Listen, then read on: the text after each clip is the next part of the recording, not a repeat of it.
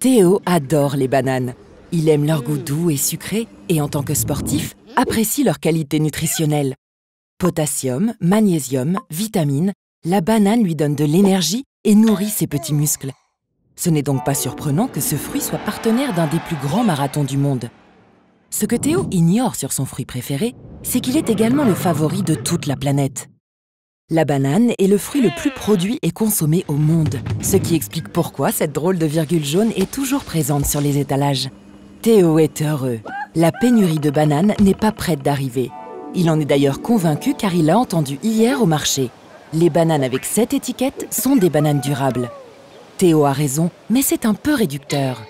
Derrière ce petit timbre présent exclusivement sur les bananes de Guadeloupe et Martinique, se cache l'engagement de ces territoires pour une production de bananes respectueuse des hommes et de l'environnement.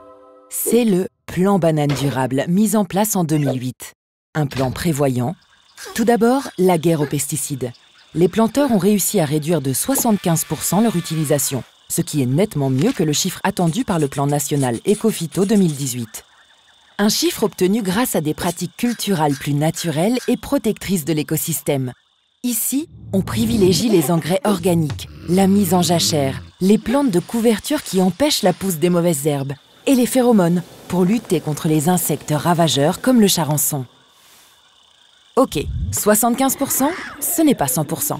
Les planteurs utilisent encore parfois des produits phytosanitaires uniquement pour vaincre des champignons tenaces et dévastateurs et éviter de perdre leur récolte.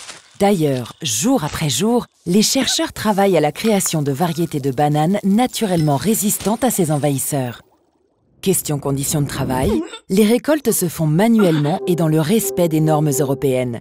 La santé et la sécurité des travailleurs sont préservées.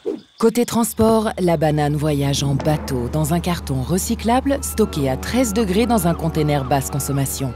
Son empreinte carbone est ainsi limitée. Ce n'est pas parfait, mais c'est tout de même préférable au transport en avion. Ces changements profonds, dus essentiellement au travail continu de la production en partenariat avec les pôles de recherche agronomique, donnent déjà des résultats positifs. Le retour d'espèces animales, preuve d'une terre saine, l'avancée de la recherche dans la résistance naturelle de la banane aux maladies, et par-dessus tout, une banane meilleure pour la santé de Théo et celle de toute la planète.